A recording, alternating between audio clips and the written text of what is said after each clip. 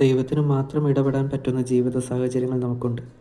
നായിനിലെ വിധവയുടെ ഏകമകനെ പുനർജീവിപ്പിക്കുന്ന സുവിശേഷ ഭാഗം ദൈവത്തിൻ്റെ ഇടപെടലുകൾ ജീവിതത്തെ മുഴുവനായി മാറ്റിമറിക്കുമെന്ന് പറഞ്ഞു തരികയാണ്.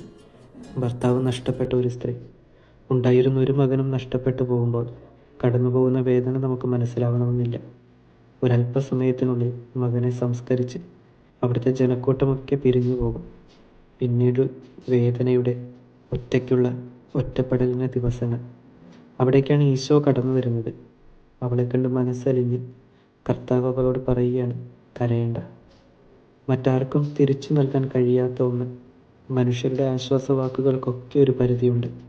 ആ ജീവിത സാഹചര്യങ്ങളിലേക്കാണ് ഈശോ കടന്നു വരുന്നത്. പോയെന്ന് നമ്മൾ വിചാരിക്കുന്നതൊക്കെ ഇരട്ടി സന്തോഷം ലഭിക്കുന്ന രീതിയിൽ കർത്താവ് തിരിച്ചു നൽകും. ജീവിതത്തിലെ ആ സാഹചര്യങ്ങളിലേക്ക് ഈശോ വരണമെന്ന് നമുക്ക് പ്രാർത്ഥിക്കാം. ദൈവം നമ്മളെല്ലാവരെയും അനുഗ്രഹിക്കട്ടെ.